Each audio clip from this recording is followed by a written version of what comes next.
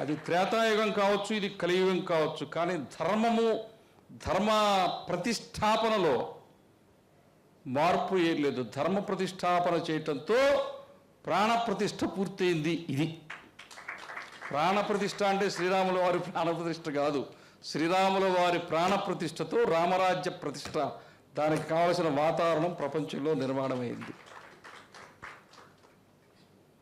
ఇప్పుడు పావును ఎక్కడైనా చంపారనుకోండి, ఏదో నీళ్ల పాము ఏదో చిట్ట చిరలో తోక కొట్టుకుంటుంటుంది. వీడికి పాము చచ్చిపోయిందని తెలిసినా తోక కూడా ఆగిపోలే, నాకు దెబ్బలు వేసుకుంటాడు. పాపం అప్పటికే చచ్చిపోయింది అది, కానీ తోకను కూడా కొడతారు.